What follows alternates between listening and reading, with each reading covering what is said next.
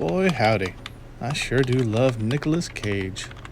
Almost as much as I love McRibs. McRibs are delicious. I should get a McRib.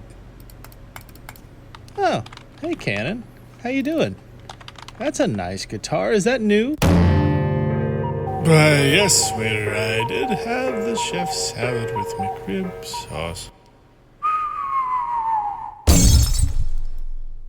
It's a Travolting development. His movies are kinda shit. 15 years without a hit. Hey! It's John Travolta! Oh, it's time. It's time. Oh my God, it's time. Hello, everyone, and welcome to the first episode of Travolting Development. Now, if you're here for Cajun Greatness, I'm sorry. April Fools, bitch. April fucking Fools. It's Thursday. You know what that means. It's that Cannon guy. I'm steering the ship, but with the help of my co-host. It's Psychopathic Pat. You didn't have to hit me with a damn guitar. Well, I mean, I got the stimmy and I needed a new one, so I figured, I can draw more dimes than Jeff Jarrett. That's all I'm saying. That is true. But You have like Elias, Jeff Jarrett, Cannon. it's not Cheers. inaccurate. Oh, man. Well, it's your normal host, but not today because I've been wounded. It's Wounded? Justin. I will say, Shim, all those ropes are really pulling the look together. Yeah, I feel like the ropes are unnecessary. I mean, if you just asked, we could have done this. Yes. I was like, I'm sorry. And I'm also sorry for forcing you to record the intro to this show as well. No, you. I was just sitting there talking about my love of McRibs. But no, like, that's your voice on the intro. You sing the song. I know. Yeah. I didn't feel that was necessary. You loved it. You're a showman. Don't lie to me. Don't you fucking dare. Anyway. And it's Jonathan and the chocolate starfish in the hot dog flavored water. Yes. Yes. Y-E-S. Yes. Today, we are discussing the 2019 release, directed by Fred Durst, starring John Travolta, of course, in the Fanatic. Dun, dun, dun. Dun, dun, dun. So, let me get some fucking notes out, should I? I wasn't even prepared. And I have a missed call. What is this? Now, Ken, I was going to say... Oh, it's from you. Yeah, I was trying to call to tell you that the roads were closed because some idiot was driving 100 miles an hour up the road and got into a wreck and then ran from the cops. Oh, don't worry. I noticed when I saw them and turned around in the mall parking lot and took the long way to the shop. Right. And also, there's still a person loose in the neighborhood? Question? Yeah, so technically, our lives are in danger while we're recording Also, this podcast. we can also defend ourselves by letting it be the first active fugitive on a podcast. If only Cannon hadn't broke one guitar, we'd all have one to throw. I don't know. I think we have plenty down here. Yeah, Very true. we stay pretty strapped in the basement. Look at all these guitars. Like 1, 2, 3, 4, 5, 6, I believe. There's enough for somebody to dual wield. We also have the axe. Guitar an akimbo An style. actual axe, yeah. And lightsabers. Yeah. So, we watched a movie.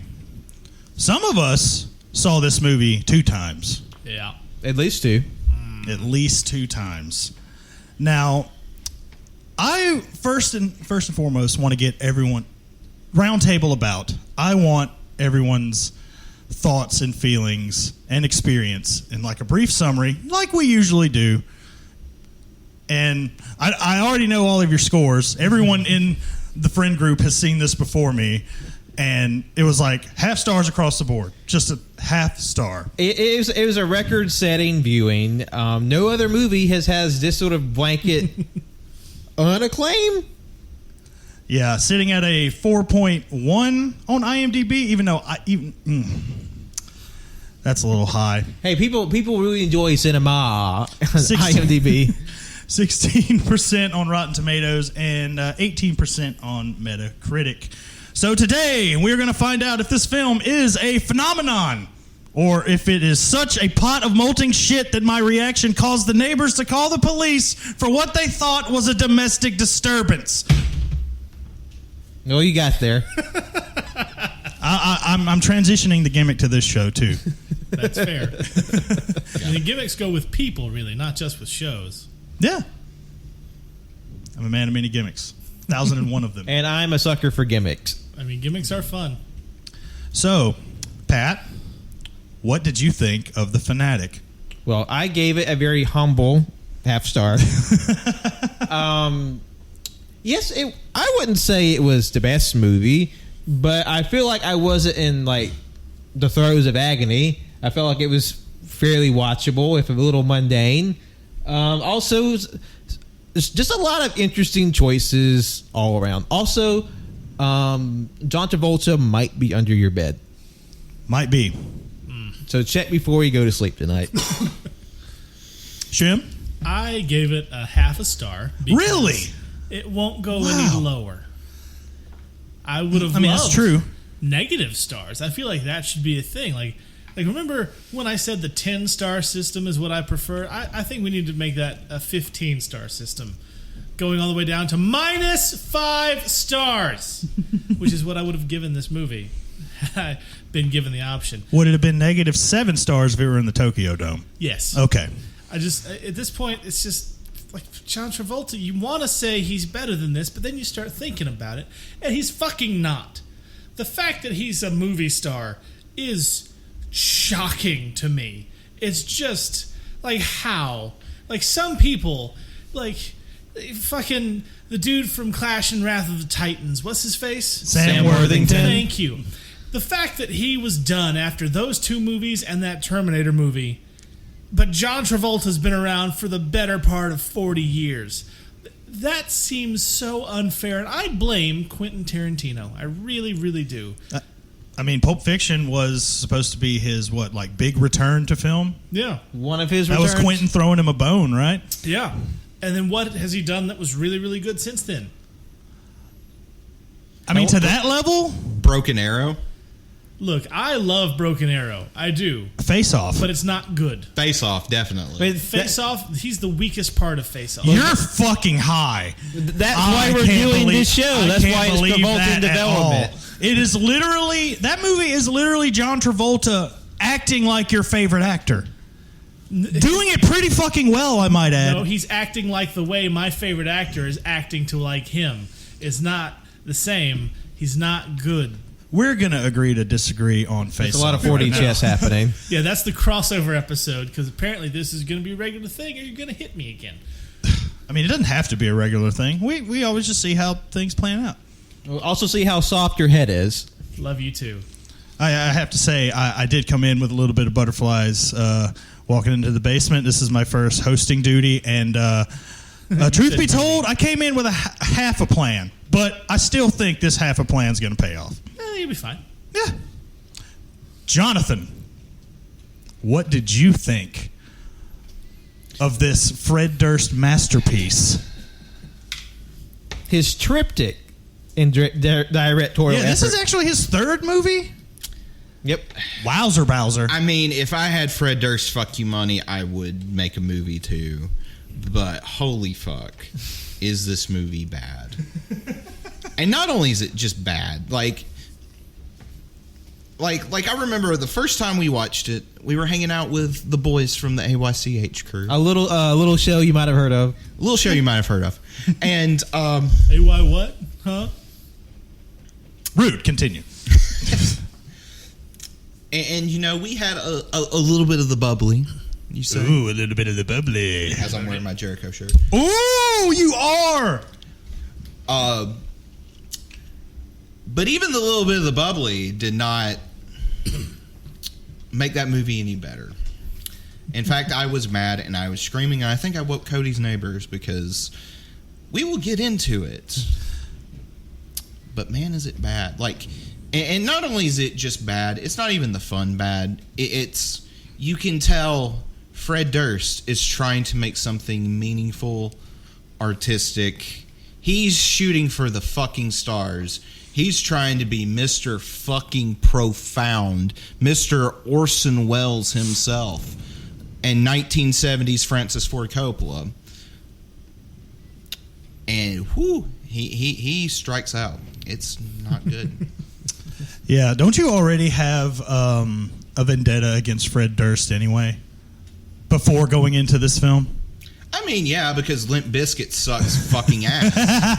And I don't understand why they were popular. Thank you. It was like harking back to the new metal episode of the AYCH podcast. We gave them a lot of virtual ink for that episode. Thanks, Carson Daly. You fucking asshole. Were they like best friends or something? I don't know. Limp Bizkit was on MTV way too fucking much. I mean, they were, yes. You think a dude like Fred Durst has friends?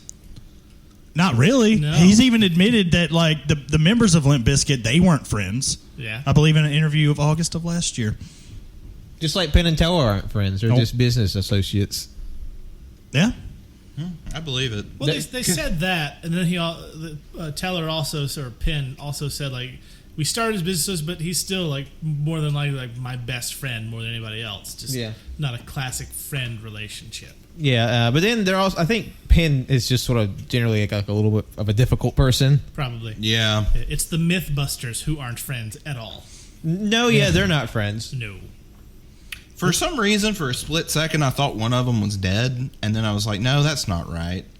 But Grant Imahara is, and that's sad. And I don't remember their names, but isn't the one with the hat like a raging asshole? Jamie Hyneman? I He guess. seems like kind of a dick, yeah. Yeah. I don't know if he's an asshole or he's just very, very stern. Allegedly. Very an well. asshole. Allegedly. Supposedly. Okay, so I feel that before I give my thoughts on the film, we should talk about the film. So, a little brief summary before we continue on. Caught T's cannon. I feel like you might actually have to tie us up.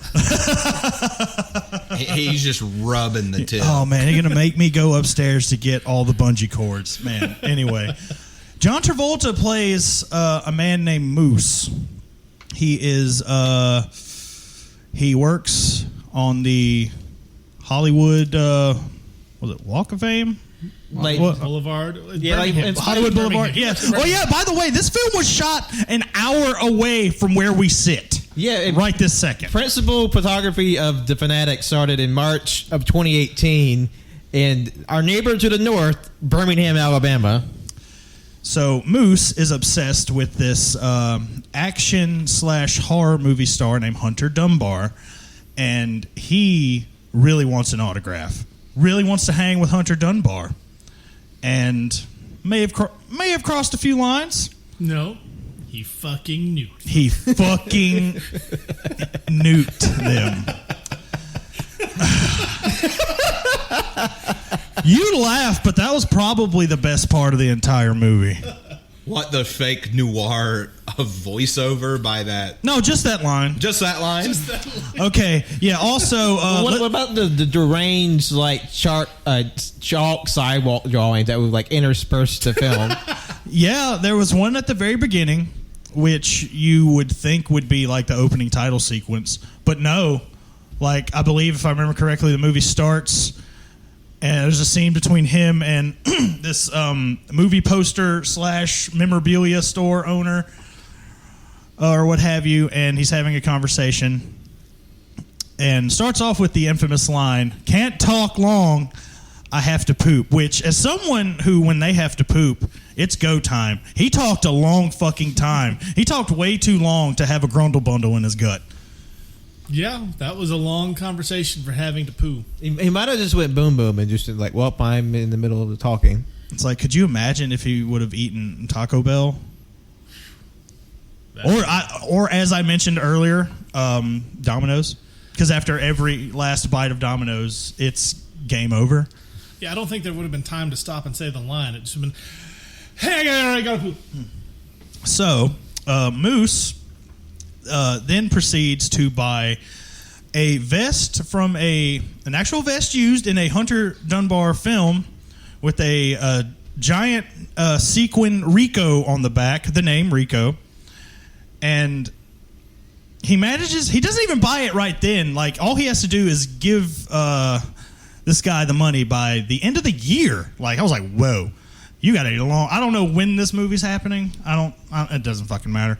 But hey, you got a big window to pay up. And I think it's amazing. I'm sorry, but he sells it to him after he tells him he's only signing the books. Only sign. Yeah.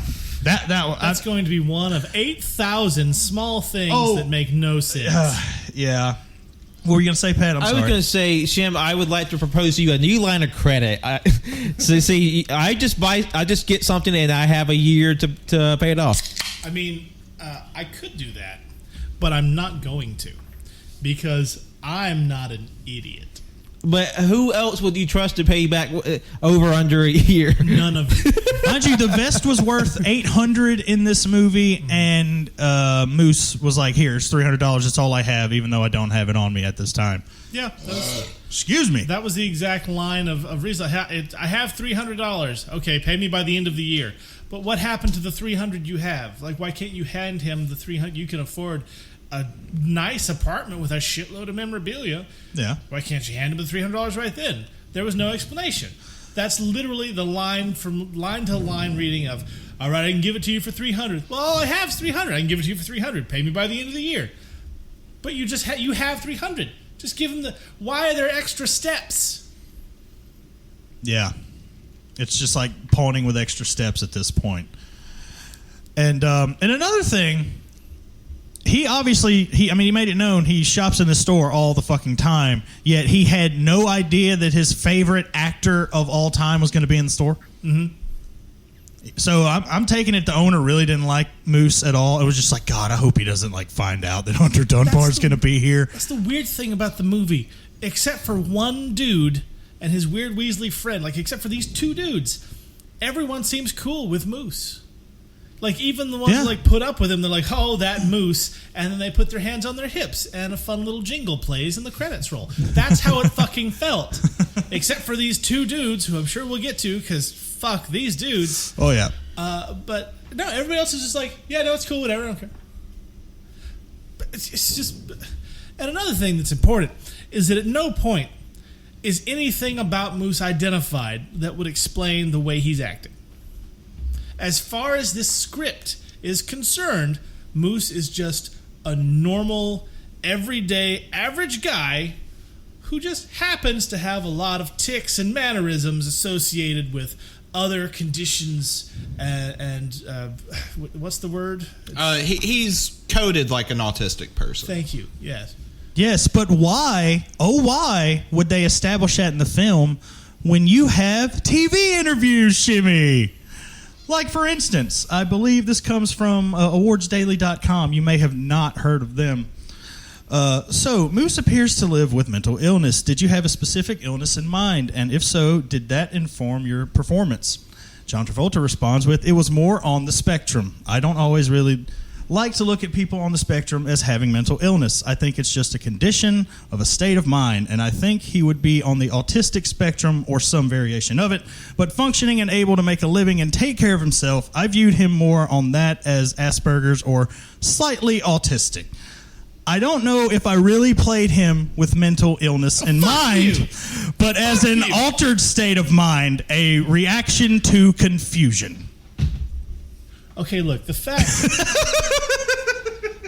that Sia, the singer Sia, has gotten so much shit for her movie, and it's deserved, but nobody said a fucking word about Travolta and this bullshit. Oh, they did. They did. It's just this movie didn't have the fucking platform that Sia's movie did. Because the total box office was what, $3,500? Not even that. It was like $3,183, I think. Yeah, a little over $3,000 this film made when it was released in 52 cinemas. So, moving on. So fucking angry. Yeah, like it's never said what could possibly be up with Moose in this film. He's just It is quirky. just heavily implied. He even said in another interview that I listened to, he was just playing it off as a giant man child. So we're getting like 3 different answers here. So yeah.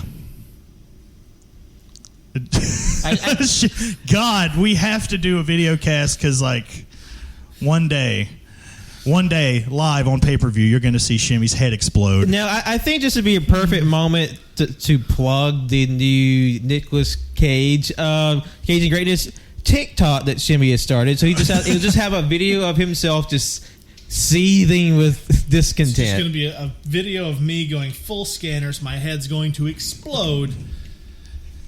I'm so mad. I am so mad. I really love my TikTok debut, by the way.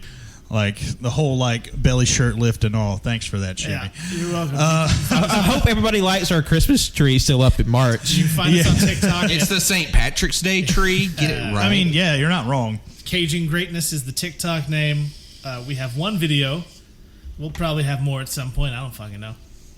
Okay, so before I finish what little snippet of interview I have to finally break you, let's keep talking about the movie, eh? So, could you just hit me with a guitar instead? all these are nicer than the one I hit you with. I mean, they are harder, probably do more damage, but we need you for the show, man. Fine. Anyway, so Moose has his friend named Leah, I believe. Yeah. Doesn't really matter. Generic white woman. Generic white woman who Was happens. she white? She was Latina. I don't know.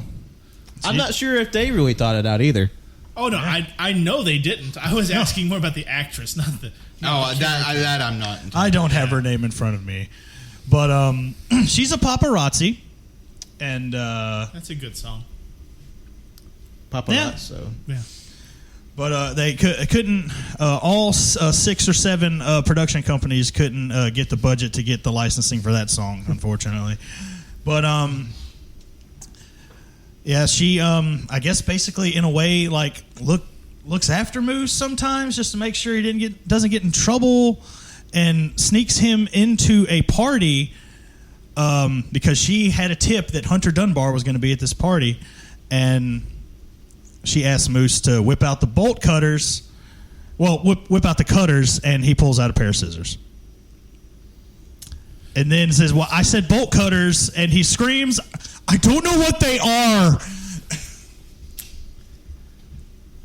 And that very, like, huffy, childlike exasperation. I don't know what they are. Can we explain what John Travolta looks like in this film for the listeners? Just Google image search. Oh, I'm gonna put a picture of this shit on the posts for this episode. Good. People need to know. Yeah. Yeah, it's bad. The actress, by the way, is Canadian but of Albanian and Spanish descent. Okay. I believe Devon Sawa is also Canadian. Yeah. So He plays Hunter Dunbar. yeah, he is Hunter Dunbar. Oh. By the way, like this party, this scene really didn't make a whole lot of shit. Hunter Dunbar's not there, and he is asked to leave because he approaches an actress that's there, and Makes her very uncomfortable. Oh yeah, While making the audience very uncomfortable because it's a number of scenes that make me want to cringe into my own asshole. Speaking of the scene before this, I should have brought up where he is like practicing what he's going to say to Hunter Dunbar when he meets him. I watch all your VHSs and DVDs. And like at the same time, for some reason, I don't remember. Everyone says that. But again, Hunter Dunbar's not there, so he goes to his job where he portrays a Bobby, an English Bobby. A caricature of a British policeman from Yes. an era bygone. Where he and it is a scene that holds on him for quite a while of him just saying poppycock. Now, I will say this is around the part of the movie where I was like, why is Fred Durst trying to make his version of Joker? Yeah. Because it's almost It's a little jokery. it's a little jokery. John Travolta lives in a society. I mean, yeah, it's like Apparently a It's society like a- of 2 people and an actor, according to the movie. it's a new metal version of Taxi Driver. Oh my God! Put it on the fucking Blu-ray case. New Metal Taxi Driver. I would love to see a recut of Taxi Driver like Criteria, but they just swap in like all the all the new metal bands of the era. We got Mushroom Head, we got Seether, Puddle of Mud, all them Gems. Oh, and then these the shitheads you were referring to earlier. Yeah. These two panhandlers. They are hawking magic and illusion, while the other takes wallets, and just pickpockets everyone. Which really confused me when the guy who, shoves a nail through his nose for a magic trick, which he doesn't. It's all bullshit because it's magic. How are they throwing out money if they just got it lifted from them? Yeah, this whole chunk of movie bothers me almost as much as the Travolta everything else. Because here's why. In this scene that you're describing, there are so many inconsistencies with other scenes. So douchebag A shoves a nail through his nose and demands people give him money, while douchebag B silently slinks through the crowd and pickpockets them. And after that, you're right, they start throwing money into the bucket. But then they get mad at each other, right? And so douchebag A's like, I don't need you, bro. I'll find somebody else to be really good at pickpocketing, even though that's not a skill you just pick up on the go. And so they get in a fight, and douchebag B leaves. And so then douchebag A is like, yo, Moose, I've seen how good you do that British accent. I trust you to help me pickpocket shit. Okay, first off, Moose can't even walk properly because Travolta has chosen to play him like a statue almost. He's sort of sides like penguin walks around. Okay, yeah. But high shoulders and whatnot. Like how he doesn't swing his arms. No. How is he expected to be subtle enough to pickpocket? This is some bitch who goes, "This is Hollywood, where dreams are made of," and that horrible accent is better than his accent. By the way, I was trying to be bad, and it's better than his trying to be good. And I don't know if Travolta's actually doing a bad accent, or if he's actually trying, and Fred just didn't want to tell him to stop, like Keanu Reeves in that Dracula movie. So douchebag A fires douchebag B from pickpocketing, and then says, "You know what? Fuck it, I'll get Moose." And Moose is like, "No." And that's it. And then later on, douchebag A and B accost Moose in a bathroom, where they're like, he's just an idiot. We don't like this guy. But, like, how are they friends again? You don't know. They don't say. And then, later on, Todd, douchebag A, is like, "Moose, you're going to help me tonight, right? I need your help making money." Well, what happened to douchebag B? I'll tell you what happened. The bathroom scene was supposed to go before the breakup scene, and they didn't fucking do it, and they just said, no one's going to care. Who's watching at this point? So the entire chronology of this one character, douchebag A, is so fucked up that even wishing that I could just bash my head against a wall into the sweet, sweet oblivion of unconsciousness, I'm still seeing this bullshit of Fred Durst can't be bothered to put his scenes in the right goddamned order. I just never thought to give this movie that much thought, really. Not even after the second viewing. No. See, I just thought they made up because they were friends.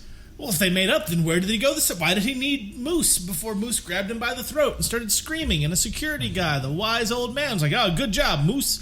I am glad you accosted that young man."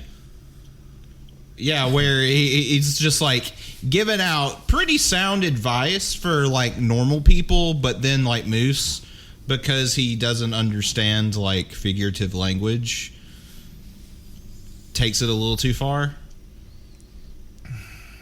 Later on in the movie. Yeah, because before all of that, before that huge chunk of the movie that Shimmy just described to you. That was like 4 minutes spread across. No, that was longer than 4 minutes. You skip the part where he actually meets Hunter Dunbar. I mean, no, the Todd scenes are like 4 minutes total of the movie. Yeah, I know. Just jumbled around. They didn't care what order they came in. Why should anybody else? Fucking Fred Durst. Assemble your own movie. It's like a puzzle. It's Fred Durst was just expecting you to rolling with it. I will not have any rolling slander in this house. Thank you very much. I am a Big booger red Taker sympathizer, okay? The motorcycle American badass, baby. You know, when that gimmick started for Undertaker, everyone hated it. I know. I hated it. I know. But for some reason, over the last few years, everyone's just sort of changed their mind. Like, oh, I loved American Badass Biker Taker. It's like, no, you didn't. Yeah, but here's the difference. I liked it then. Well, sure, and I expected that. Because you keep. What does your that mean? opinion. That means that I trust you not to. Means that I trust you not to backtrack for popularity. Yeah, like, because, And I you have mean, bad taste. granted, I wouldn't say that. No, just the first part. Yeah. Depending on what you rated this movie, I might have to revise that statement. Oh, do you want to find out? I mean, at the end, sure, Yeah. when you tell us, yeah. So anyway, yeah, American Badass Taker, right? Far more interesting than the Fanatic. I love how we're finding any and every excuse. I mean, to not talk about this piece of shit. No. Here we go. More Undertaker. If I was playing the same character for what was this at this point, like 20 years, I'd like a little break. Sure. Maybe I would. I don't blame him for wanting to do it. I just didn't like it. Yeah, that's fair. I understand why people didn't like it. But Only two versions of the Undertaker this entire career. We have a zombie with magic powers and a redneck on a bike. Yeah. Undead zombie wizard and grumpy West Texas redneck. Yes. So, Moose makes it to the store for the book signing, and when he gets to Hunter Dunbar, he's got to go outside because his ex-wife is out there with Hunter their Dunbar's son. ex, yeah. Hunter Dunbar's ex. And they're having their little tiff, and Moose comes out to interrupt. And, of course, that's a no-no. That's Rudy Pooty. Don't do that. But, of course, Moose is Moose, so I guess he doesn't understand that. But this is a first interaction. It doesn't go so well because Hunter Dunbar threatens to punch Moose in the face if he doesn't back off. Why is he so mean automatically? Like, I mean, he didn't go there immediately, but He he tiptoed there. It was pretty. like, it was pretty quick. In the movie, like, Moose is clearly, his special needs, or there is clearly something that isn't clicking. Yeah. right. And so this actor's immediate response is, "I'm gonna punch this dude in the fucking face." Like, Yeah. Devin Sawa, calm the fuck down. Well, it's to establish this guy's an asshole. Yeah, but at no point in this movie do you feel any idea of who to root for. Everybody sucks. There's no character that you like. Well, and the thing is you can do that if with better material. But by the end of it, you're just like, why the fuck did I watch this? Because Hunter Dunbar is in jail, and fucking Moose got his fingers blown off. I've already downed 2 beers since we started recording. Oh, yeah. And guess what, motherfuckers? So, whenever we got there, I guess we're already there at this point. Again, fuck it. If we can't go in order, apparently, we're doing live. Fuck it.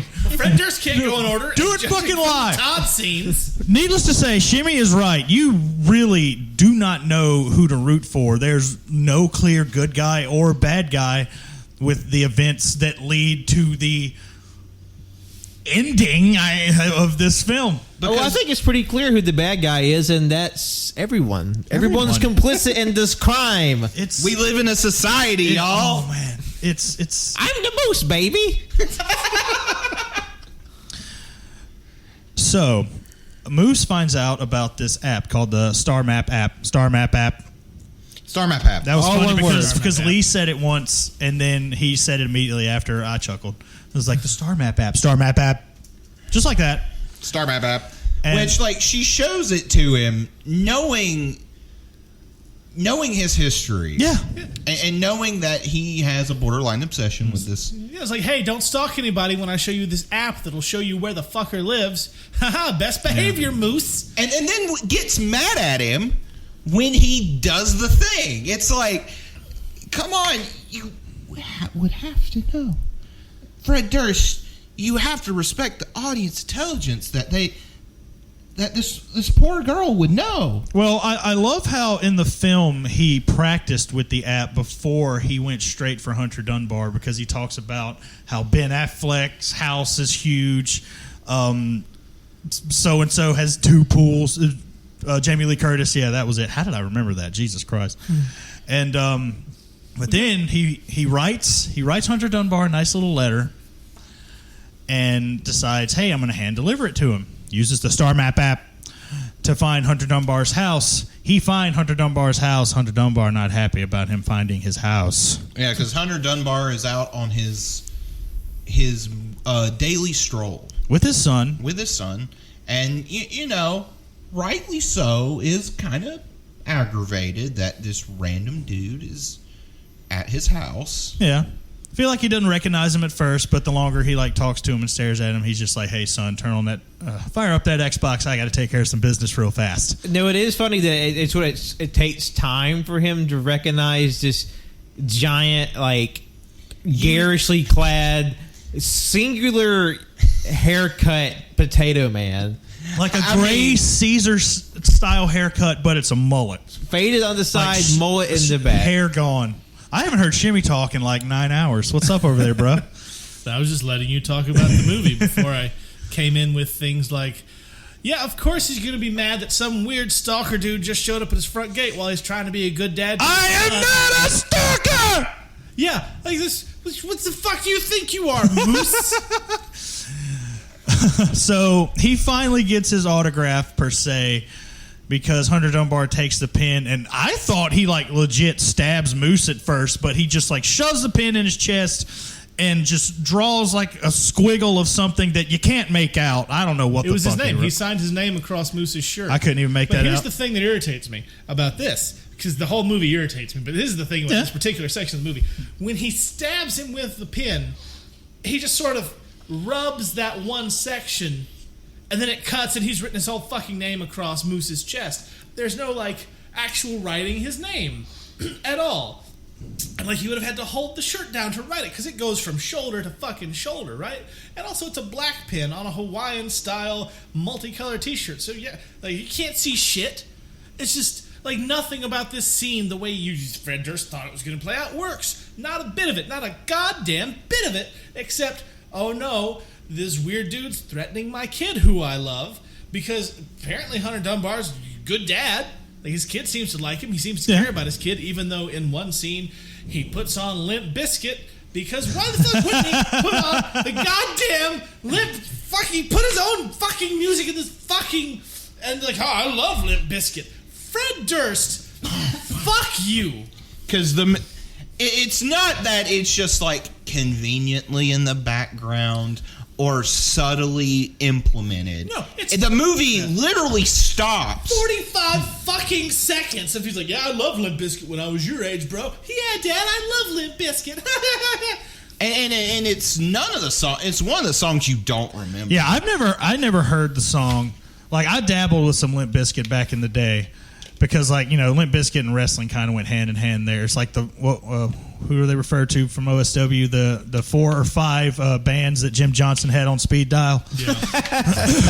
Shout out to OSW on that one. But yeah, so now I'm actually glad that Shimmy talked about those scenes with the 2 dipshits, because those were pretty much just bookmarks between pretty much the scenes where Moose continues to go to Hunter Dunbar's house. See, he hops the fence, and he hops the fence one time. The maid sees him. He runs away. Yeah, the maid shoos him off, and then later you get Dunbar and the maid. Oh, how do I already forget about that scene? Jesus. It's she's I'm so scared. There's this strange derelict in your backyard. It's it's okay, and they just start smooching. Yeah, it's fine. And then they break apart, and it's I'm sorry. She's no, I can't do this anymore. But what's anymore? What happened? Was there infidelity? They've smooched in the kitchen before. Yeah, but why? Why can't she? Why not? He's clearly not with the mother of his child. She hates his fucking guts. There's no reason except to set up something later, which is stupid. Kiss the maid again. Oh no, random gardener that I just walked up to. So, after Moose is and the gardener and the maid are both like clearly Central South American, to let you know, like to hammer in that stereotype, because you know Fred Durst is kind of a lazy writer if we haven't established that already. Also, there's no security for a celebrity's house because Moose his dumbass just like waddles and stumbles in. Like apparently, AD fucking T doesn't exist in this fucking universe. like that back fence was dick high, at most. Hunter Dunbar's got a huge ass front gate, but the back fence that Moose just sort of waddles over is dick high. Like it's just, and then he surprises the maid for the second time. Cannon, tell us. Tell us what happens. I'm going to scream if I have to say it. Well, the thing is, Moose goes back a third time because he dropped the note that he wrote, the letter that he wrote Hunter Dunbar.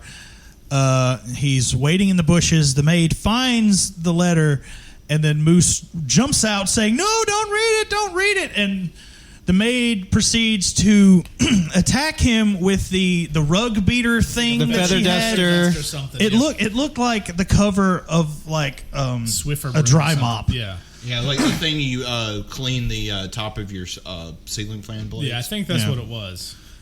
Yes. Oh, and I will continue. I got to mention this, and this is after the scene where he stood up for himself, you know, with the choking and whatnot, hoping that guy's head gets chopped off by Freddy Krueger and ran over in the street. No, you're not saying it right. Oh no! Well, do it justice then. Come on, Jonathan, let's go. I hope Freddy Krueger would come and cut your head off, and your head would roll in the street, and a truck would run it over, and blood would just gush everywhere. It goes on for a little longer than that. I just don't remember it. And so that's when he runs into, you know, friendly security guard again. He goes, "I will make them something or whatever. Make them watch or whatever." I don't know what he's making them watch. Him, like, jerk it or something. I don't know. Hi, wieners. Throwback. Anyway, after he's had enough, apparently, he hits her in the nose, and then she ninja uppercuts her. And then she hits a bird bath and rip. Like, yeah, she did. Her nose was driven into her brain, Yeah. and then she went full $1 million baby on that bird feeder, and she's just fucking dead. Gone. And this is what, maybe halfway through the movie too? Yeah, like 60% at most. Yeah, and it does not get mentioned again until like towards the end of the movie. Like literally the very end, because like this woman is dead in the yard for what, 2.5, 3 days. Couple days. Well, like the note that Moose left was apparently there for a day and a half. Just a little shitty handwritten note on a stone in a garden. Maybe it rained, but it's just sitting there. And then she finds it later, even though she saw him put the fucking thing down, because all of that was supposed to be one goddamn scene. He just cut it out because Fred Durst is a shitty person with he sucks at movies. He also sucks at music too. But That was a given. But wait, there's more. There's more.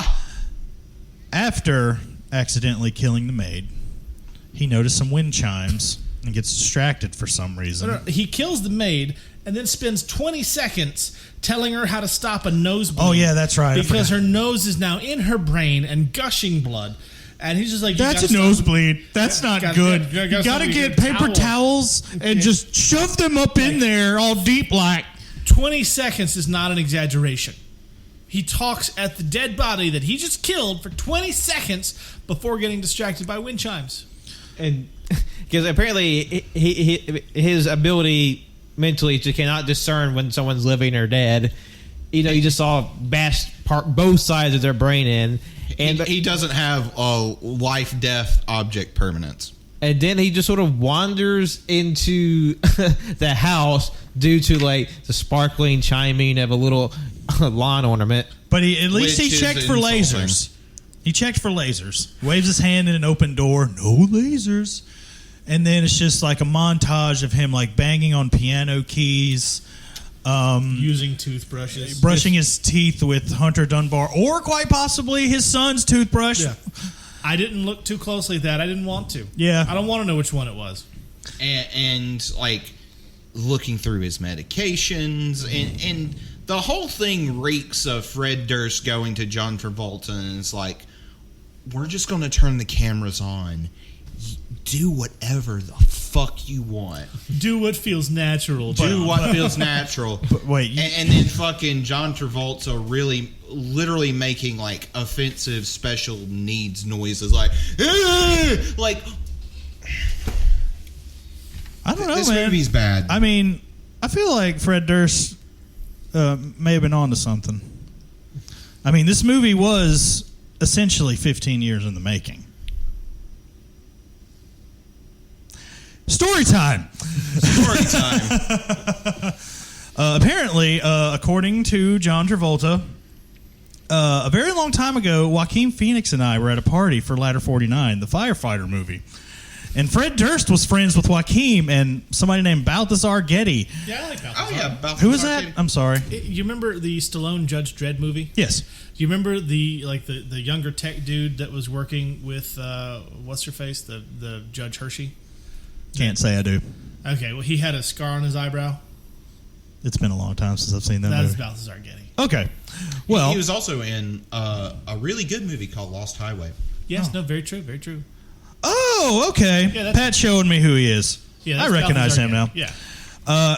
And the whole group of guys in that movie. So we were just there hanging out, and Fred was excited to meet me, but interested in telling me that. Wait, did I copy this wrong? I copied straight from the fucking site here. Sue me.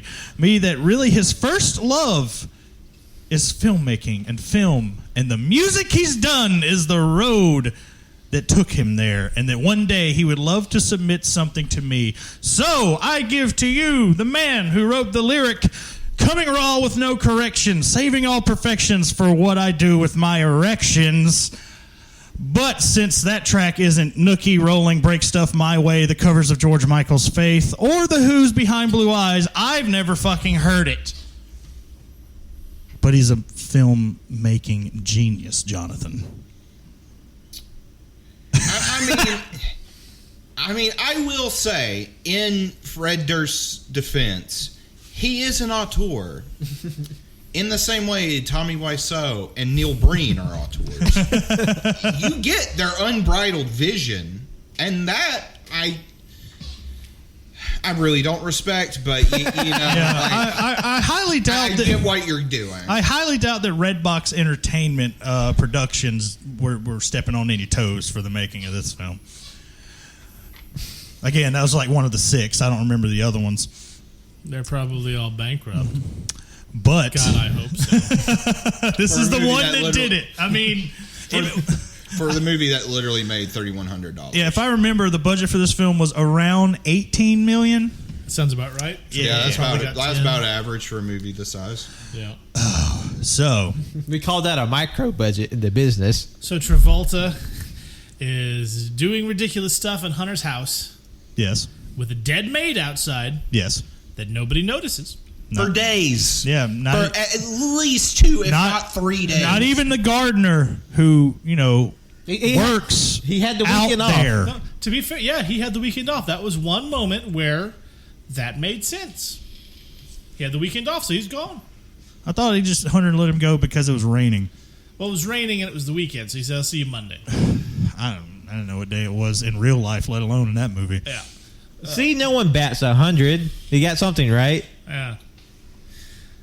So, Hunter Dunbar shows up, so Moose has to hide. And, Because apparently he's a stealth master now. yes, he has the reflexes of a cat. He doesn't make a sound. Like, we are fucking talking Snake Eyes from G.I. Joe level stealth. And in a better movie, this would be creepy. But in this movie, it's kind of funny, where it's fucking Hunter Dunbar in the foreground, and you just see a little shadow of Moose just like whoop, go by in the background. I forget, was this before or after he just said finally fuck it and like burned all of the Hunter Dunbar merchandise he had? I think This was before. Because Hunter Dunbar comes home, and then immediately passes out from a combination of 2 different sleeping pills and a bunch of beer, Yes. which they shove in your Alabama beer, mind you. and then IPAs are You got it gross. from B-Ham. that's when Travolta gets his phone and takes a selfie with him and unconscious Dunbar and kisses his forehead. Yep. Puts him under a blanket and then falls asleep while remembering his life, which was his mom with random dudes, and he's watching movies. Like it's like a weird, unpleasant mixture of the flashback scene from Scrooged and the story of Rorschach. I was getting Rorschach vibes from that I one was too. Like, yeah, because there's fucking trauma because the kid knows his mom fucks. Yeah. And then he falls asleep. Then his phone wakes him up, Moose's phone, and says, I got to get out of here, even though Hunter Dunbar doesn't move because he's, again, zonked the Wait, fuck out. we forgot. Not only does he kiss his forehead, when he takes a picture, he like drops his phone on him first, Yeah, and then gets the picture of the smooch, then covers him with a blanket, and then caresses his earlobe and sniffs his finger after doing it, Yep.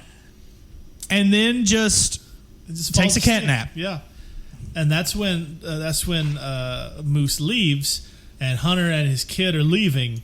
And it's like, you like Limp Bizkit? I love Limp Bizkit, bro. Yep. And then he almost runs over Moose. Like, he stops. He's like gunning, and then just stops and gets out and threatens him and shoves him and screams, "You're a fucking stalker, bro. What did I say?" I am not a stalker! Yeah, that's what the response is for Moose. And, yeah. And that's when the burning of the Rico vest montage happens, correct? Burns all his Devon Sawa shit. And then Leah shows up to confront him about the social media posts that he's made, kissing Hunter Dunbar and whatnot. He posts all of his like home invasion photos straight to Twitter. How dare you did use you the do this? app that I showed you, even though I knew you were going to do this with it? How dare you, sir? How did nobody, like, why didn't she report to the cops? How did nobody notice on this Twitter? I'm sure he's got, like, bot followers, 1 or 2 people. Because Moose is the only cop in this film. And then, like, I mean, you're not until the end. There's a couple more, but still, But, we're like- getting ahead of ourselves. like surely somebody would been like, is that Devon Sawa, whatever his fucking name is? Like, Which what- we have not mentioned is the best part of this entire movie. He's And the only one acting. well, that and he was Stan in the Eminem music video for Stan. Yeah. So, like he's being Stand Yes. after being Stan, and you can't help but think that Fred Durst is just trying to take a shot at Eminem. I didn't think about that until you brought it to my attention. That is, I would not doubt that at all. Yeah. And so like she's like, hey, you can't put social media photos of you breaking and entering and harassing a dude. And he's like, you're not my friend anymore. And like shoves her Blocking and you on shit. social media. Look, I did it. And then I don't remember what happens after that. Between that and him going back to Hunter Dunbar's house. No, because like after he has his big like stinky poo poo baby meltdown, there's another like chalk art drawing where it just opens back up to Hunter Dunbar just tied up in his bed. Like there's no like him figuring shit out or really planning that much. It's just like a kind of just jump. Yeah. Just jump right to the middle, which is, right. you know, I would say a little bit of Fred Durst looking out for the audience. Well, we there. did a little get- bit of restraint. We did get a little bit of foreshadowing because which seemed like a 5-minute fucking span. We got 2 more of those weird art illustrations that just happened in front of your face during the movie. Mm-hmm. And for some reason, it's Moose laying down with a giant puddle of blood coming from his head. So tied up Devon Sawa wakes up. Like he's wrapped in bungee cords, just crazy bungee cords. Which I feel like unless his legs were tied up, right? Like, Yeah, his legs were tied up. okay, his if they hands were weren't, tied he up. could have got out of those weak ass then- bungees on his titties Yeah, and whatnot. he was Gullivered in addition to the hands and legs being tied up. Yeah. And so he sees Moose apparently dead on the floor and freaks the fuck out. But just kidding, Moose is fine. I jigsawed you. Game over.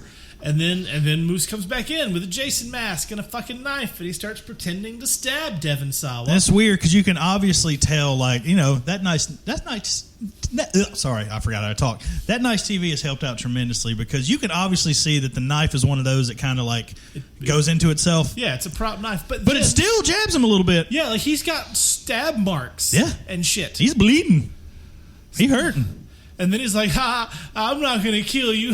Well, then he grabs a can of gasoline and just starts throwing it on the bed. He's like, don't burn me, man. Don't burn me. Come on.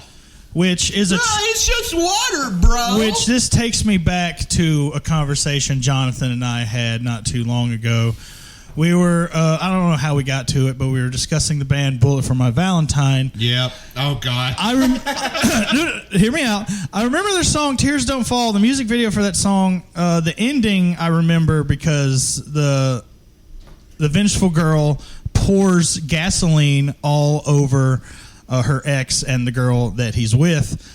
And they're freaking the fuck out, like, no, no, no. And then she, like, lights a lighter and, like, throws it, and psych, it's water. Okay, the thing, and, you know, it happens again in the Fanatic. The thing that bothers me is you can fucking smell gasoline. Yeah, no, like that. Why are you freaking the fuck out? And you're like, wait,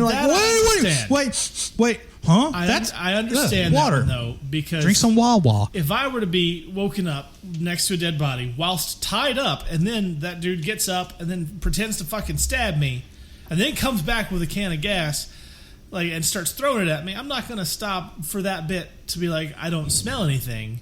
It's going to be, I'm about to fucking die. So that I get. Yeah, but my nose works a little bit. Well, so does mine.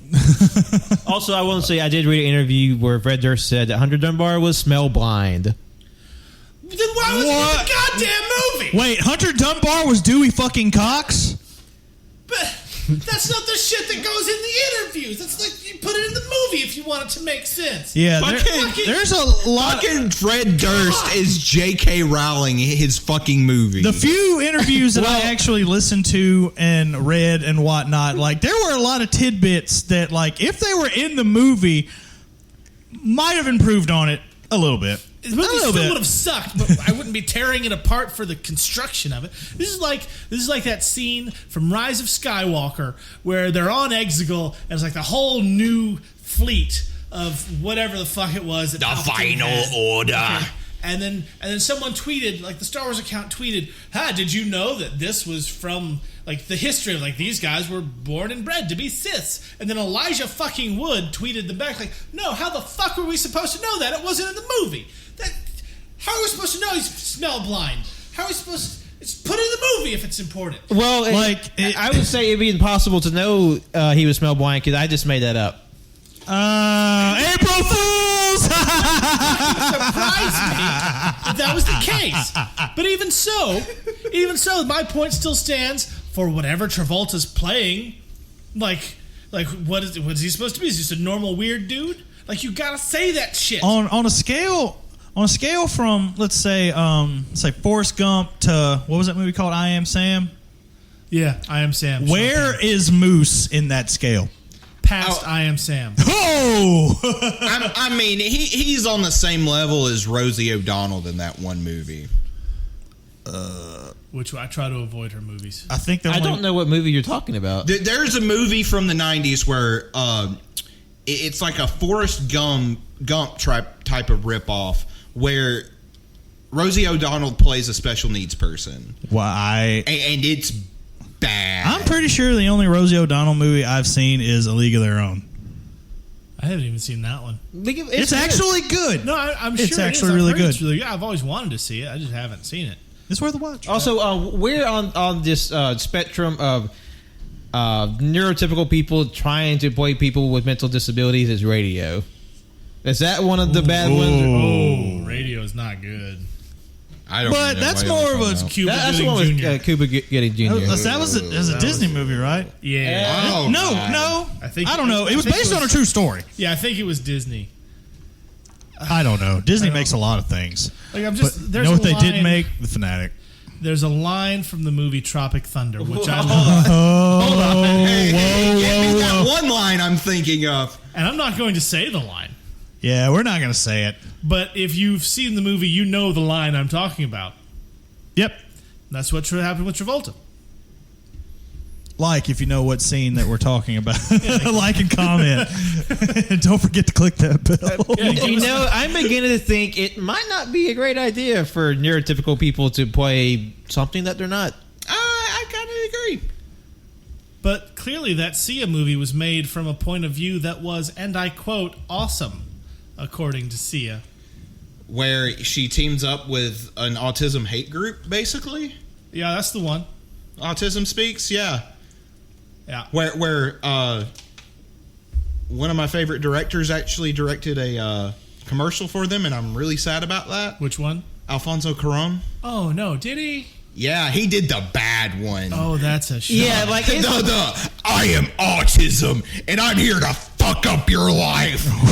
This does segue into a good point that I wanted to make, just in general, because the last couple episodes of the show, we've had some issues with people involved. So the Lovecraft episode we did, we were very open and honest about Lovecraft and his shitty views. And in that time, and I have put a disclaimer up on the episode. Yes. In that time, we have found out that Richard Stanley is an abusive piece of shit who nearly murdered like 2 of his partners minimum. And, you know, Alfonso Cuarón and Sia have some unfortunate affiliations and views, and John Travolta is a Scientologist and also assaulted that masseuse that time and paid for it to go away. Yeah. So for the Color Out of Space episode, this is just a quick disclaimer. Anything we said about loving Richard Stanley's work, we didn't know at the time, because that news story broke like 3 weeks after that episode dropped. I don't think any of us said we loved his work. I was very excited to see his work. I liked his direction. I thought that he seemed like a good director, and I recommended that Amazon Prime special, which I'm sure is gone now. Yeah, probably. But again, we didn't know. Yeah, that was And a we little don't tidbit we didn't know. endorse these shitty people and their shitty actions and their shitty views. Like Fred Durst. Like Fred Durst. And especially you, Kevin Sorbo. Fuck you. Fuck you, Kevin Sorbo. Fuck Kevin Sorbo. Xena was always better, you piece of shit. Oh, You damn well know it. More like Jerkules, am I right? Got him. Roast mode. But, like, going back to a point you said, like, talking about things having to be in the movie, which I agree with, because especially Star Wars is really bad about that shit. Rise of Skywalker was terrible. I fucking said it. Cats was more entertaining. Fight me. I mean, I don't think anybody here is going to disclaim that. Yeah, Rise of Skywalker is pretty bad. Yeah. But you know what isn't bad? The Last Jedi. Damn right. Fight us, Yeah. nerds. That's my favorite Star Wars movie. Come at me, bro. Eat shit, nerds. But even if they dropped the little, like, nugget, like a one-off line that Moose is just a normal guy, he's just a little eccentric, it still wouldn't change the fact that he's still coded as an autistic person. Honestly, that probably would have made it worse. Yeah, because there's like a level of fucking dissonance there. It's just like little bits like, I mean, this Moose makes money panhandling, for lack of a better term. Like, And he has a pretty, like, decently sized apartment, right? Yeah, I like, guess. well, it's with M on the front of the door for Moose. Yeah. Moose Man coming to a theater near you. Like, I tell you what, there's so many ways you could do this better. This whole concept. And it's already been done better. There's a movie called 1 Hour Photo with Robin Williams playing a very, very creepy photo dude in like a pharmacy or something. He becomes obsessed with this one family. And at no point is it like, oh, I don't know who I'm supposed to root for, or, oh, I think this dude has something wrong upstairs. Like, no, this dude's just fucking creepy, and he's like, he needs to be put away in jail. And like, you're supposed to root against him. Like, you just make that movie. Like, this is just a stupid version of 1 Hour Photo. It's been a very long time since I've seen it, but I was getting the Fan vibes as well. I remember seeing a movie, but again, I was very young. It's like your cousin Wesley Snipes And shout out to Cousin Wesley. No, Robert De Niro. Yeah, it's Robert De Niro's obsessed with a baseball player. I think that's how that movie went. But yeah, the point I was going to try to make was the fact that, you know, Moose knows he's an actor, but then just gets completely distraught and just heart fucking broken that this man, Hunter Dunbar, doesn't want anything to do with you. Like, I read in interviews, they say that Hunter Dunbar, I believe the quote was, he's a good person, but a bad celebrity. What the that's just fucking word salad. Fuck you. And before we get to the epic finale of this film, I just had one more quote from that interview from awardsdaily.com again. The interviewer says, Moose breaks my heart. And John Travolta replies, he breaks my heart too. If I even think about Moose, I start to tear up. He's the definition of a tragic character. Shakespeare tragic. And I think he's in all of us. I feel like I identify with Moose's ability to admire and daydream about artists that you liking you equally back. I do think he's a beautifully tragic, and I'm so happy that he has Leah to take care of him during bad times. Okay, look. Okay. I knew that one would get you. I had to get it in before we were done. We definitely need to sit John Travolta down and just explain to him what a parasocial relationship is. Like, here's the thing. Yeah. I've been watching movies since I was a kid, like all of us since I was a kid, and there are several moments I can remember from when I was young, even up to now, where for some reason my empathy for these characters is really, really strong. Like, I was probably 7, and I watched the original King Kong, black and white. It was on TV. And Kong died, and I cried for 3 hours. Because that sucks. It's tragic. Yeah. I shouldn't have been allowed to watch King Kong, but my parents were idiots and abusive, alcoholic drug addicts. So they didn't give a shit. So, I cried at King Kong, and he's going to kick Godzilla's ass in a few weeks. That's cool. But I cried. We're not having this discussion right now. I am tired of this anti-Godzilla propaganda. Hey, I don't not like Godzilla. It's just King Kong. But no, I cried at the end of King Kong. And then not long after that, I watched Of Mice and Men when I was 11 because, again, my father's a fucking moron. Lenny. And it was the Gary Sinise, John Malkovich version. One, yeah. And I cried for 3 hours. Right? Yeah. Well, I mean, like, the book is fucking brutal. Yeah. And then I watched Lawnmower Man around that same time. The one with because again, it was on TV. Are you talking about movies you watched that you cried? No, look, it was on TV. And in Lawnmower Man, there's an ape that escapes from the facility where they're doing experiments. He gets shot, and I felt terrible. But then also, like, the main character, the one who's special needs and who gets in the experiments, and they just fuck his whole life up, right? I felt terrible for that guy. I like this level of empathy. It's just off the charts for these movies, and I hate it. I feel bad for these characters. And, like, something like this, something like The Fanatic, where like someone who clearly needs more support than he's getting has such a terrible, terrible time, and like the autograph rejection scene, like my heart would have shattered with any other circumstance but this one. My empathy for this character, my empathy for anyone in this fucking movie is gone. It is not there.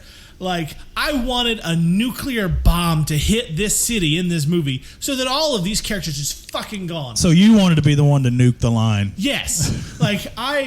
There's no feeling there. Like, I feel nothing for these people because it's such a shitty movie with shitty characters who are played so shittily. It's just bad. Fuck this movie. And I know we've talked about, sort of the special needs angle of this a lot. And not to get too personal, but I have a brother with special needs. He specifically a low-functioning autism. And I know a lot of people with similar conditions as Moose or what he's coded as. And it's one thing to make this Forrest Gump type of movie. Like, Forrest Gump is a little insensitive in that respect, but, like, at least that's a fairly decent movie. But like the fucking finale of this movie makes me really uncomfortable with how Moose gets brutalized. Yeah, we And I guess we should go ahead and get that out of the way, right? yeah, And that's the other thing too. Like normally I'd be right there with you, but at that point in the movie, my hatred for John Travolta, not even the character, for John Travolta. It's not even the character. Like I'm not like it. Like I'm not even. It's like a detached. Right, like, the fact that they're doing that to someone who's clearly coded as autistic. Yeah, like Fred Durst thought this was a good idea, that this was somehow responsible. Like you're writing. mad at what he was going for, not what he did. Yeah, and I get. Yeah, absolutely. And it's. I'm trying to get my thoughts together because it is, pretty sensitive subject, but like there's already an issue in our society with how special needs people are treated, in particular autistic people. Like, I mean, they get shot by the police quite often, unfortunately. And granted, this movie is not going to have the reach of something like a Forrest Gump because thank God, because this movie is fucking dog shit. Yeah. But it still reinforces that notion that like special needs people are I don't even that they're dangerous, that they're ticking time bombs, and I'm really tired of that trope.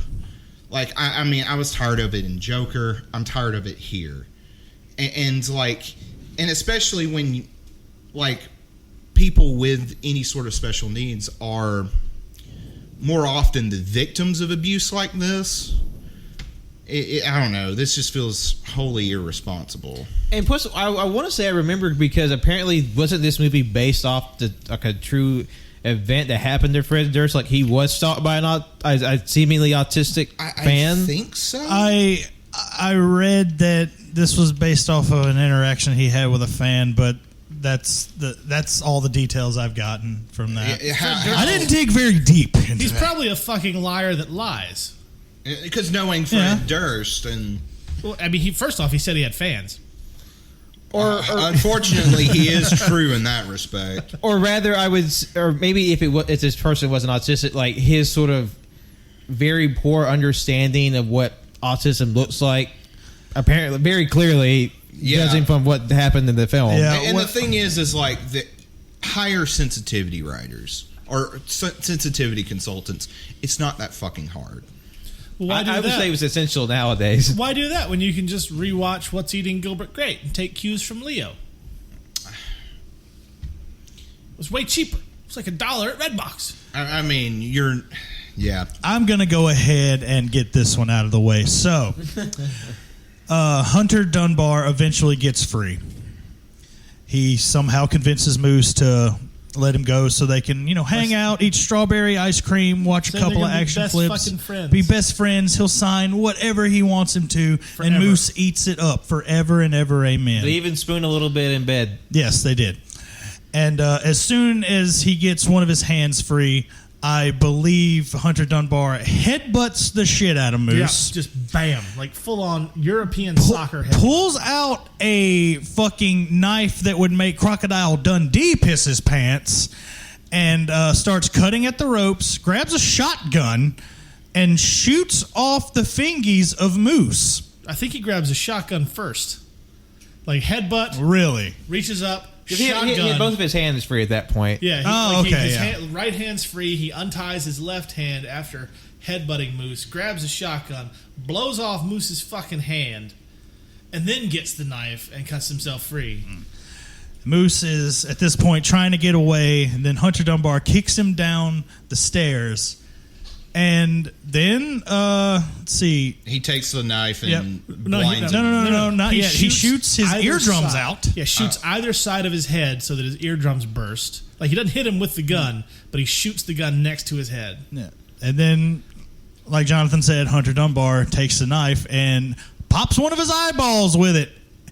And the thing that, like, Hunter Dunbar gets, like, very, like, horror movie slasher vibe, like, oh, God, like, oh, I'm about to kill this motherfucker now. And it just comes out of nowhere, and it goes back to where we've already said this. Like, there's nobody to root for in this movie, to be perfectly honest.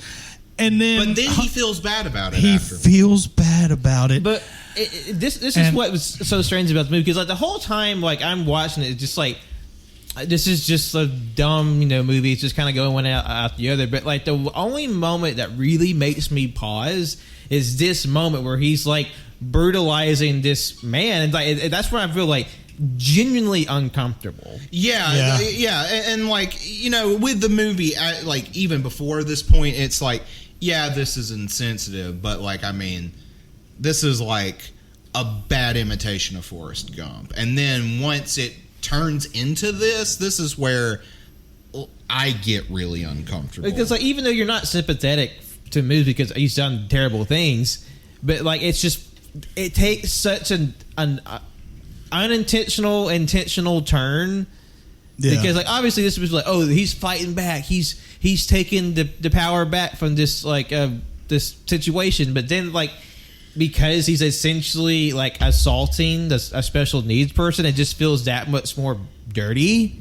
Yeah, but then it's like, oh, it's okay because he feels bad about it afterwards or something. And then but then you're not supposed to root for Hunter Dummy Bar because Dummy bar. That's a quote. That's a quote from the movie. That is a quote. What was I saying? You're not supposed to root for Hunter Dunbar. Yeah, and he but- just lets him fucking go. Yeah, wraps his nubs and Yeah, he lets him go, and then the cops come with the gardener, and then they arrest Hunter Dunbar for killing the maid, Because Hunter's now covered in blood. even though they have like all this at best is he circumstantial. could have explained all of that away, and he There's Well, no and, I mean, there's universe. DNA evidence. No, there's no universe where an actor doesn't have cameras surrounding his fucking house. true. And a forensic person can't tell that this woman is 3 days old and dead, and the son dead. Like, Yeah. where did Hunter Dunbar's defensive wounds come from? Like, who fucking stabbed him? Why is there no knife next to the dead maid who's been outside for 3 days? Ligature marks. And the tragic story of Moose ends with a couple of dudes stopping him for a photo because they believe he's just something out of a movie because they're in Hollywood, not Hollywood. They're in It Birmingham. doesn't even end there. He gets a happy ending, remember? It's a voiceover. He's stumbling through Hollywood with his hand wrapped up. He's missing a fucking eye, and dudes are like, "Oh, great costume, bro!" And they take the picture, and then Leah finds him. He's like, "Oh no, Moose, let's get you some help." And then the voiceover says, "Oh, he lost his hand, but he's happy now." And then the little stupid little chalk drawing shows Leah and Moose hanging out. And Moose is now dressed like a pirate instead of a Bobby. And has He's got angel wings for some She reason. had angel wings. She Well, was the one there who were helped wings him. involved. So he gets to be a pirate on the boulevard now after kidnapping and torturing some dude, murdering a maid, and it's just fucking like fuck this movie. Yeah, it's bad.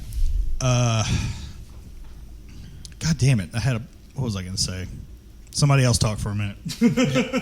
Fuck this movie. Fuck this movie. Like, I will say, like, usually, like, something I started last year was, like, logging every movie I watch in a year and sort of ranking them. Switch them around every now and then depending on how my moods change.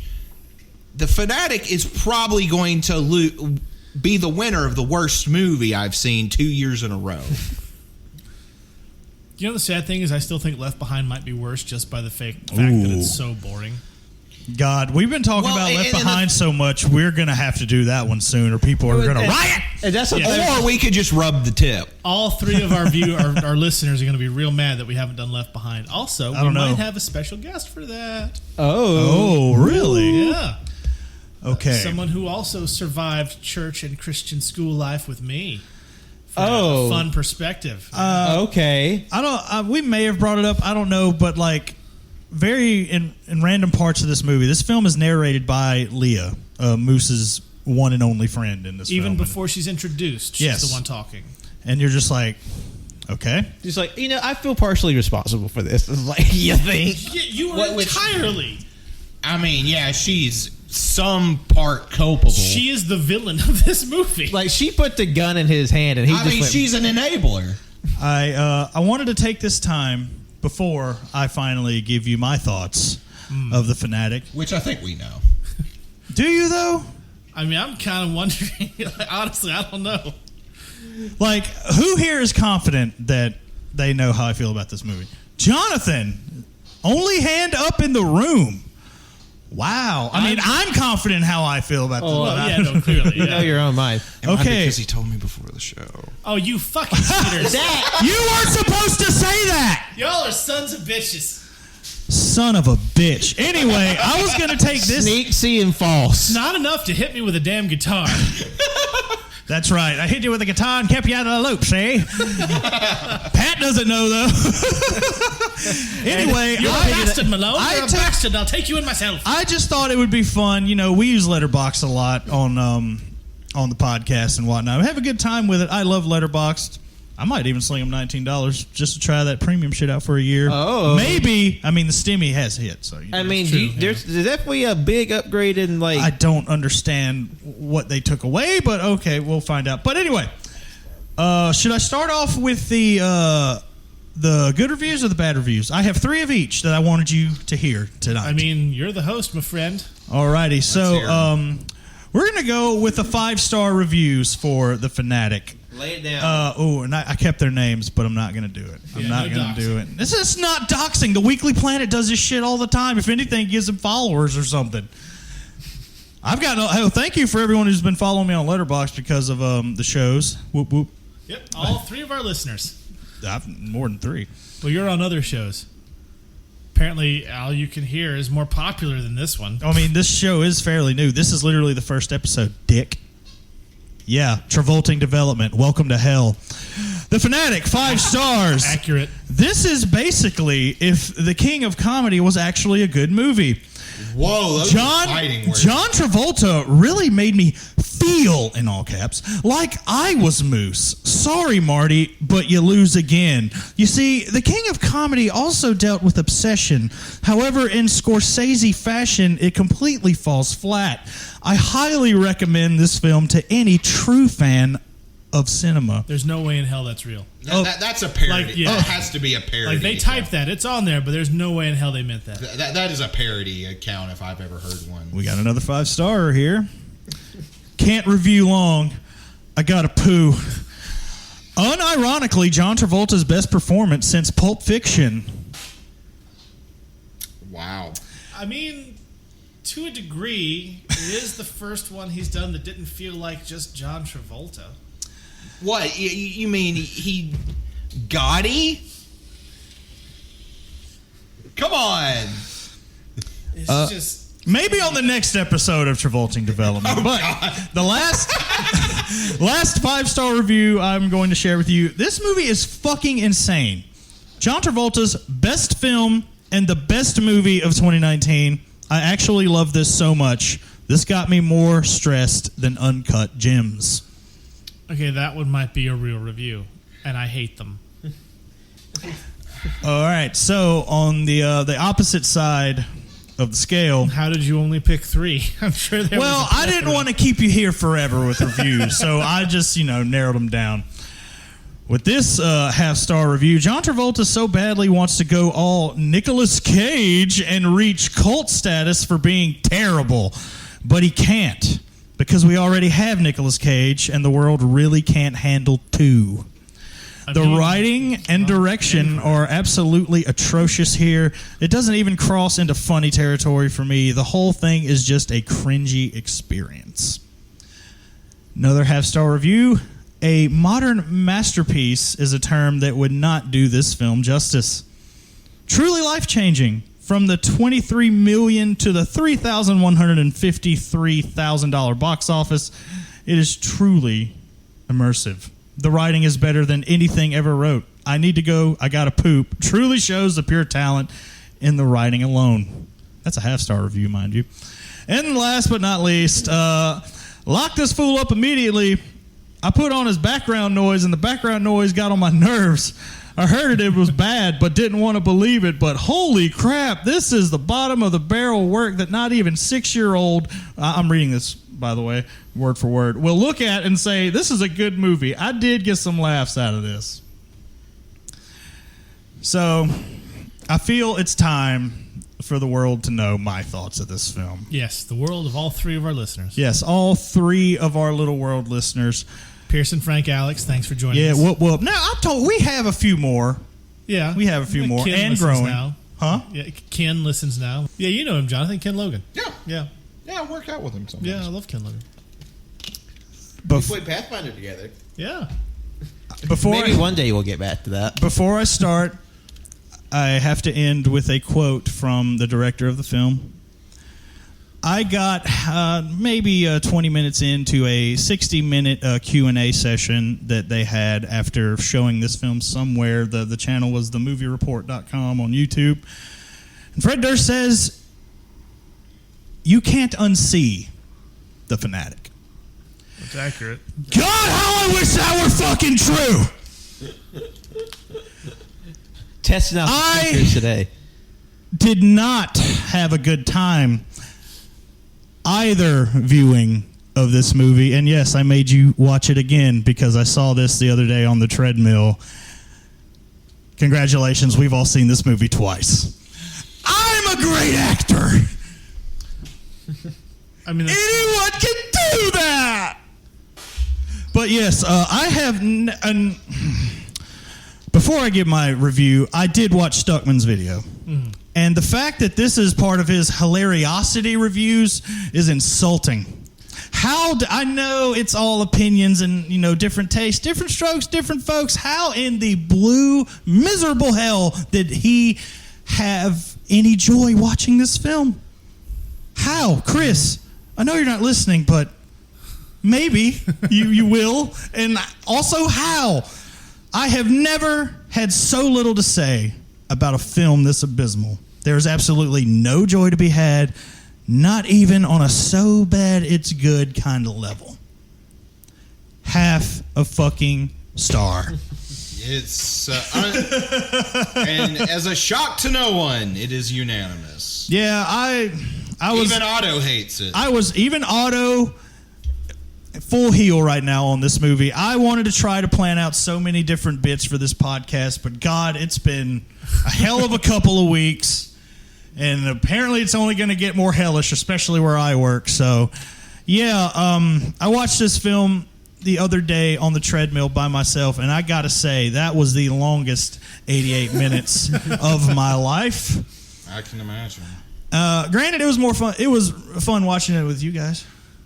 Like, I did have fun with that. Misery loves company. What can we say? Very true. Very true. Yeah, where you can, Mystery Science Theater this shit. Yeah. But, yeah, ultimately, yeah, half stars across the board.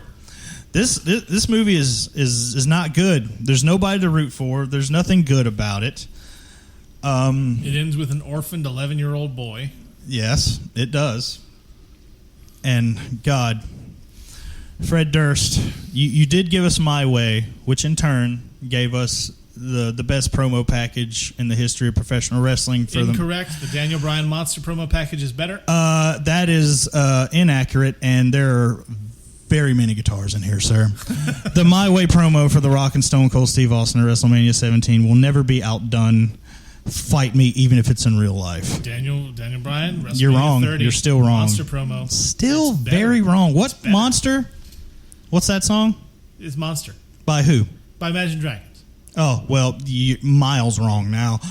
But There's anyway. no universe where you can confidently tell me that Imagine Dragons is a worse band than Limp fucking Bizkit. They're close. I didn't say that. I can tell you with 100% certainty that the My Way promo defeats Monster. Anyway, anybody have any final thoughts? Because I definitely... Oh, wait. I did have a way to end this movie. This podcast. I mean, this podcast is feature length. Yeah. Oh, We're trying out this new art form. It's called audio-only movies. Well, how long have we been going? Going about 88 minutes. So that's Whoa! It's an audio commentary. That is literally the length of that one. Yeah, I mean... well, now we're at 89. I'll put a little note at the beginning. Just put this on while you're watching the movie. You'll have a better time. Yeah. Yeah, you will. This was going to be our longest. Well, no. This is going to be the longest episode of Travolting Development. I don't even know if we're going to do this again. I mean, we need to do Broken Arrow. We can do this like once a quarter. I have never seen Broken Arrow, actually. I think you really enjoy it. It's like a fun 90s action movie, and Travolta's actually fun. He's playing legitimate crazy instead of coded autistic villain. Yeah. For whatever reason. There are John Travolta movies I like. Oh, yeah. Punisher's good. Punisher. The Thomas Jane Punisher is the best movie. I know you're going to fucking say Dolph Lundgren. Don't you dare. No, the Thomas Jane one's a better Punisher movie. Yes. I love the Dolph Lundgren one, and it's better than the Ray Stevenson one. That's not Ray Stevenson's fault. He was a good It's Punisher. not his fault. He was a good Punisher. He was in a shitty movie. Yeah, it was a terrible movie. Anyway, yeah. Any final thoughts? So we're going to do Travolting Development more. Yeah. What do we say? well. This is going to be like a quarterly thing, like maybe? once every few months. So this Oh yeah, maybe I'll be a March. better host next time. How did I do? Everyone? You did. I feel like I did terrible. No, you did fucking fantastic. Like seriously, this is you starting this shit on hard mode. Okay, What? This For is real. not like coming in with something fun, Broken Arrow. Like no, we talked about representation and like this was not an easy thing to start. Yeah, I asked them before I watched it for the first time if I should take notes, and I was legit going to like use my second viewing to take notes, but like Jonathan said, there's not a lot to say. No.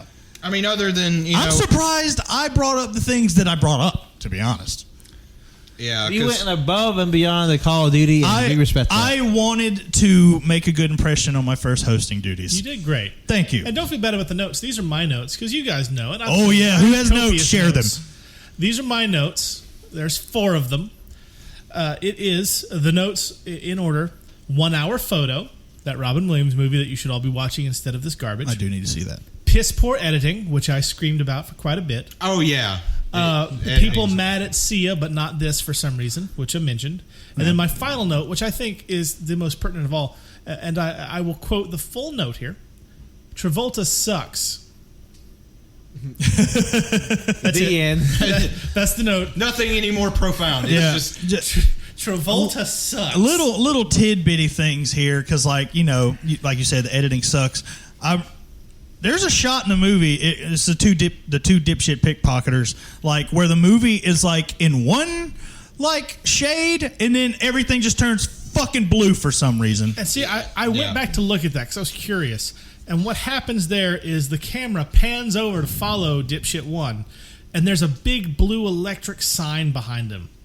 And that just takes over the camera filter. And they didn't edit it out. Just like that one girl who's taking a selfie behind John Travolta. That probably wasn't part of the movie. Yeah, there was a girl that just like takes a selfie with the back of John Travolta's head, and unsolved mystery. Was it a part of the movie? Highly doubt it. Like, It was do you think they even got filming permits for this shit? Or do they just show up with a camera? I want to know, like, Shot guerrilla style. I've only been to I've been to Birmingham a good bit since I moved here, but like I don't know every nook and cranny of it. Did anybody recognize anything in that movie? like nothing specific, but like especially like Hunter Dunbar's like what you call it, His crib. neighborhood. Yeah, his neighborhood, and like the way that's like, oh, that's definitely upscale Birmingham. Yeah. Yeah, Like, and I recognized a couple of the streets when they were just going up and down.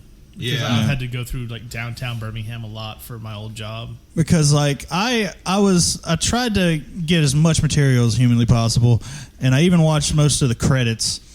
And it says when it gave like the LA unit, I was just like, what did you do? Just like pay somebody with a drone to get a couple of shots of LA and then just shoot the rest of it in Birmingham? Probably, yeah.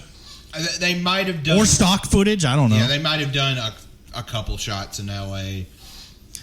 Like maybe, But maybe like the stars on the walk, the Hollywood walk, maybe Yeah. something like that. Yeah. and It'd maybe be easier some of the shots of him Because there were on like the Hollywood walk. Yeah, because there were some shots that were obviously not in Birmingham. Yeah. What do you mean? Don't you know the Birmingham Walk of Fame?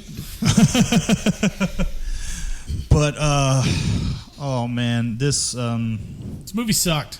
yeah, but so I don't have the Amazon Prime access on my phone, so I actually through Google $3 to rent it, and watched it on the treadmill. Oh, you poor bastard! I'd have given you my login. Yeah, I know, but there's one more thing.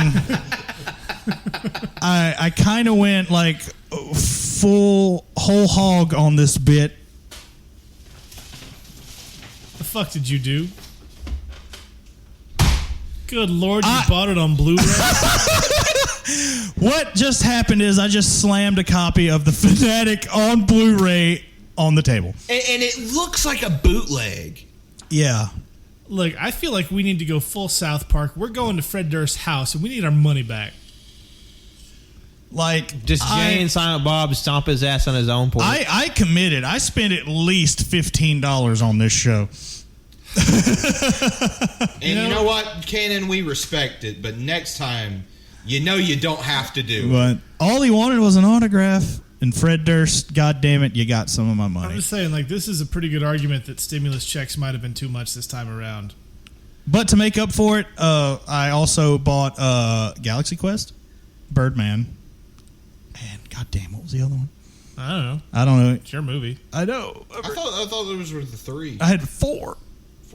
Anyway, I bought like 3 good movies to cancel out the one shite one I have. That's fair. Very fair. But look on the bright side, we have a nice coaster for our coffee table now. Yeah. Accurate. Just use the disc and play Frisbee with Darwin and Piper. The dogs. I don't want it to like chip and like hurt them. That'd be bad. It's fair. But like if I can get like a Frisbee that looks like the Fanatic Blu-ray, then... No, just get a Frisbee and do those shitty chalk paintings on the front of it or something. Feast! That was the last movie. Yeah. I just remembered. But God, Sorry, I'm sorry. like, I think the only other movies I've seen that compete with this as far as like just pure like awfulness would be the Nicolas Cage Left Behind or Boo a Medea Halloween. That's very fair. It's very Yeah, fair. those two pop up a lot on this show. I mean, on the Cajun Greatness show, but the first time on the Travolting development episode. Yes, but yeah, Some S tier bad movies. Like, Left Behind is bad, but it's not offensive. Like, I didn't feel like I was being assaulted as a human being. I just felt like my time was being assaulted by poor filmmakers. I was really glad y'all were around because that was the most cringy walk I took on the treadmill the first time I saw this movie. Like, I can imagine. Like, I'm surprised you didn't fall from involuntarily folding in on yourself. Like, my dumb ass was actually going to try to take notes while walking, but I was just like, you know what? I'm going to use the second viewing tomorrow. I even went to work the next day like, guys, I got to fucking watch The Fanatic again. Because I did it for the bit. I thought y'all would be way more mad, but... If anything, we're just gobsmacked by how like just commitment to the bit, the dedication to the craft. You know, I fucking respect it. Shared suffering engenders affectionate feelings. And empathy. Yeah. We've all seen it twice. Yes. You're one of us. Why would we be mad that you also suffered? Like, I'm not happy you bought it because that gave him money. But I mean, I'm pretty sure Amazon got a big chunk of that one too. I mean, that's not much better. Yeah, I know. I think that actually would be worse. Yeah. Fuck you, Jimmy Fallon. Fucking Jimmy Fallon. I can't say shit. I'll still buy shit. I know they're terrible, but goddamn those prices. I mean, I've literally got a package from Amazon today. There's no such thing as ethical consumption under capitalism. That is very true. Oh, so any other final thoughts about The Fanatic from anyone? Anything? I mean, it's a movie. Don't recommend at all. Like Stuckman, God no. Like The Room. I've seen The Room. I actually had fun watching The Room. Yep. This is not fun. Yeah, there's no fun. There's no joy here. Every bit of me almost like just cringed into my own butthole, like 100%. And like, if you're listening and you think, you know, all four of you, if you think this will be fun to watch with friends, I don't know, maybe find some illicit substances. I don't know. I don't drink or do drugs. I got no idea what the fuck you people do. But, you know, if you think it'll be fun to do that and watch this movie, you're wrong. You're just wrong. It's not fun. Like, please listen to us. Take this warning. Take our experience and learn from it. Stay away from this bullshit. Go watch Street Fighter 1994 instead. You'll have a way better time. Because it's a great movie. And I won't hear otherwise. But The only thing I'm thankful about this movie is it's short. it was an hour and a half, and it felt like 3 days. Yeah, it definitely felt like 3 days when, like, I'm walking on the treadmill and, like, the Sahara Desert starts playing in my head. Like, I can't get out of here. Like, I can't believe I didn't stop it. Oh, God. You just commitment to the bit. You know, I respect it. And, like, there was 2 moments in the film where, like, I stopped it. Well, I tapped the screen just to see how long it had left. I was at the 50-minute mark. And then, like, I was just like, more bullshit happened. I was like, God damn, let me tap the screen again. It was at the hour and 8-minute mark. I was like, fuck, this movie's not that long. Why does it feel like the Snyder Cut? Which I haven't seen yet. God, I gotta find time to watch. No one has time to watch that shit. I didn't like Man of Steel. I hate BVS. I'm not giving 4 hours to somebody I know that I don't like their filmmaking. Well, since Man of Steel is the greatest Superman movie ever made, and BVS is still watchable compared to that garbage Josh Whedon fucking Justice League we got. I mean, I agree with that second part. Either way, pretty sure that 4 hours is going to be better than the 88 minutes that this gave us. 89 and minutes, plus, whatever. Jim, from most of what I've been hearing, it's been pretty positive. That's great. I still don't like Zack Snyder or his movies. I don't want to Which give is 4 fair. hours to him. Like, again, I don't understand. like Man of Steel. I hate BVS. Yep, fair. Sucker Punch was shit. Thank you. I'm not giving Sucker Punch my time. Like, No, that I'll movie's defend dog shit. Watchmen because I read some of the scripts they tried to make it with from the 80s, and Watchmen's the best version of that we could have gotten. But then he tried to make everything after that Watchmen. Superman's not supposed to be Watchmen. Batman's not supposed to be Watchmen. Not everything needs to be Alan Moore or Frank Miller, you dipshit. I don't know. Out of the two, Batman would be kind of Watchmen. Kind of. What? Kind of. And sorry for coming at you like a chainsaw and skinning that ass raw for this hard cut. The computer froze, and Shimmy almost had a heart attack trying to make sure all of the audio was still present and accounted for. We did miss a small chunk at the end, but it was just us saying goodbye. Yeah, we were saying goodbye, and of course, the Fanatic fucking sucks. It's terrible. Half stars across the damn board. That's right. Anyway, thank you for listening to the first and maybe only episode of Travolting Development. We'll do it again. Yeah. And again, for anybody who wants, any of the 4 of you listening, this does not violate our no edits rule. You can't edit something out if it doesn't exist. So yeah, y'all just fuck y'all. I've saved the episode. Yes. Justin saved the day. Everyone. Like you can probably hear how much more defeated I sound versus you're listening to like 30 seconds ago because I was I am tired now. Yeah, I think we're all kind of pooped. Yeah, it's pushing midnight. Oh, on top of the harrowing audio ordeal.